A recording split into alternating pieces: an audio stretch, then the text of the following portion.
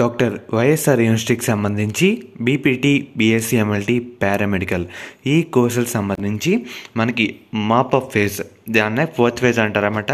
మనకి ఈ సంవత్సరం లక్కీగా పెట్టారు. అండ్ అలాగే మెయిన్గా మీరు ఒకసారి స్క్రీన్ మీద చూస్తున్నారు కదా, మనకి నిన్న డీటెయిల్ నోటిఫికేషన్ అయితే రిలీజ్ చేయడం జరిగింది.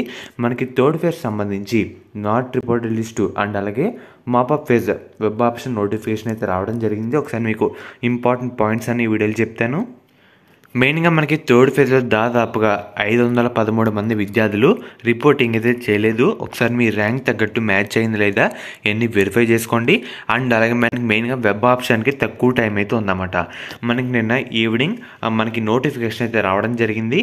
మనకి టైం విషయానికి వస్తే మనకి నిన్నటి నుంచి కరెక్ట్గా మార్చి 2 అంటే రేపు సాయంత్రం 8 గంటల వరకు టైం ఉందన్నమాట.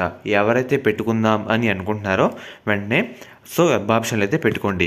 అండ్ అలాగే మెయిన్గా మీరు ఒకసారి స్క్రీన్ మీద చూస్తున్నారు కదా, ఎవరికైతే చూస్తున్నారు కదా candidates who were allotted first phase, second phase, third phase, ఎవరికైతే ఫస్ట్ ఫేజ్లో కానీ సెకండ్ ఫేజ్లో కానీ థర్డ్ ఫేజ్లో కానీ సీట్ వచ్చిందో వాళ్ళు ఈ మాపప్ రౌండ్లో పార్టిసిపేట్ చేయడానికి అవకాశం అయితే లేదు.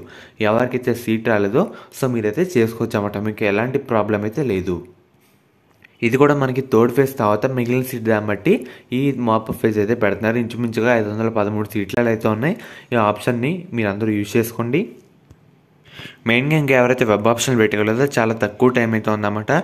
వెంటనే పెట్టుకోండి. గుర్తుపెట్టుకుంటే రేపు ఈవినింగ్ కరెక్ట్గా 8 లోపు అందరూ పెట్టుకోవడానికి అయితే ట్రై చేయండి. మళ్ళీ మర్చిపోయారంటే కుదరదు.